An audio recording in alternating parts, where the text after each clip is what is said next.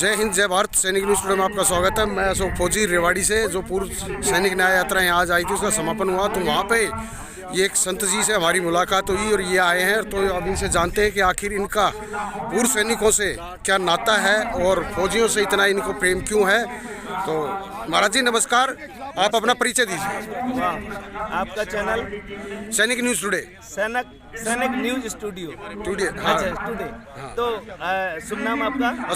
अशोक कुमार फौजी जी। तो मैं अपने अशोक जी से मिलकर बहुत प्रसन्न हूँ और मैं ये कहना चाहता हूँ कि मैं एक शहीद सैनिक ब्रजगोपाल कौशिक ASC 1388-1825 उनका मैं अनुज हूँ और वो भारतीय सेना में थल सेना में सिपाही, और वो कश्मीर में जाके 11 सितंबर 1992 को शहीद होते हैं 12 असम राइफल्स के जवानों के साथ श्रीनगर से आगे इंडस नाला के आसपास, और उनकी पार्थिव शरीर भी हम परिवारजनों को नहीं मिलता। मैं बनारस विश्वविद्यालय का छात्र रहता हूँ और मैं संकल्प लेता हूँ गंगा में खड़े होकर के इस देश के अंदर जो 3 स्तंभ करप्शन है, धर्म सत्ता में, राज सत्ता में, अर्थ सत्ता में, ये जो मिलकर के एक ग्रोह बनकर के देश का भाई आस्था प्रलोभन के माध्यम से शोषण कर रहे हैं, मैं समाज को जगाऊंगा और मैंने निश्चय किया कि वयम राष्ट्रीय जागृयामः पुरोहिता। इसी संदर्भ में मैं यहाँ भी आया हूँ और मैं राष्ट्र की मानवीय चेतना जगाने का कार्य कर रहा हूँ। और मैं ये कहना चाहता हूँ कि अशोक जी, आप तो अपने नाम को चरितार्थ करिए। सुनिए विनय मम बिटप अशोका, सत्य नाम कर हर मम शोका। मेरा शोक व्यक्तिगत नहीं है, क्योंकि जो सैनिक है वो योद्धा होता है। एक संत और सैनिक दोनों एक ही तराजू के 2 पड़ले होते हैं। क्योंकि संत बिटप सरिता गिरिधरनी, पर हित हित सबन के करनी। पारमार्थिक इकाइयों में एक योद्धा की गिनती होती है।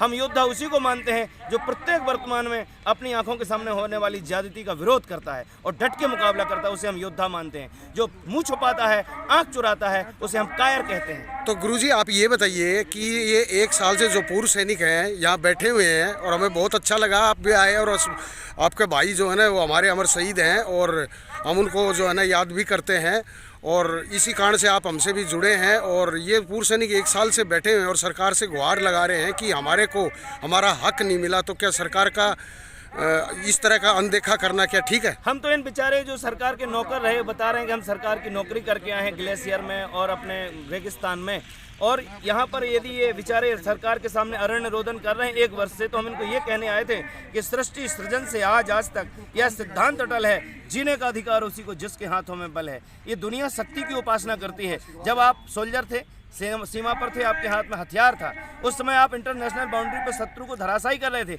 लेकिन आप जब बेल्ट खोल करके जब अपने सिविलियन बन के वापसी आए, नौकरी आपकी पूरी हुई, तो आप यहाँ अपने हक के लिए, अपनी पेंशन के लिए, उसमें जो भी विसंगतियाँ उसके लिए जो आप कटोरा लेके बैठे हो, इससे नहीं होगा। हमने आपकी ताकत जगाने का काम किया यहाँ के। हमारा ये मंतव्य था कि आप सोचो, आप 50 लाख की संख्या में हो, आप किसान के बेटे हो। जवान और किसान, मैंने एक भारतीय राजनीतिक जो गंदगी है भारतीय राजनीति में, उसको ठीक करने के लिए हमने एक तीसरा नेत्र खोला है भगवान शंकर की तरह, जिसका नाम है भारतीय जवान किसान पार्टी।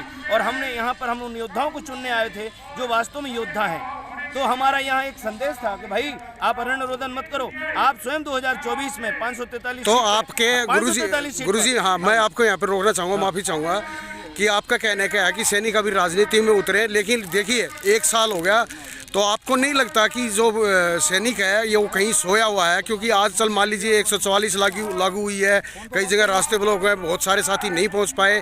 ज़्यादा से ज़्यादा संख्या या 1500 या 2000 की होगी, बस इससे ज़्यादा नहीं पाए। उम्मीद थी, लेकिन क्या कि रास्ते भी ब्लॉक हैं।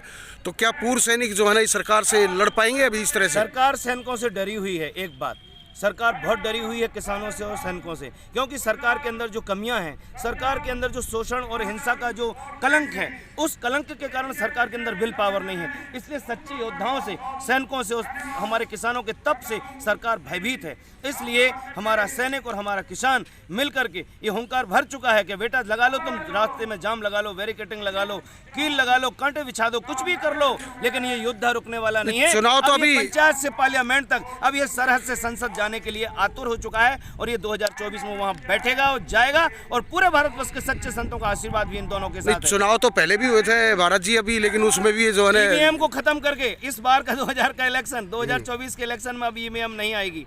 ईवीएम आएगी तो चुनाव को बहिष्कार करेगी भारतीय जवान किसान पार्टी, क्योंकि हम देश की सबसे बड़ी पार्टी के रूप में अपने हस्ताक्षर कर रहे हैं। जी हाँ, मेरा नाम है स्वामी दयाशंकर परिव्राजक 9005764468।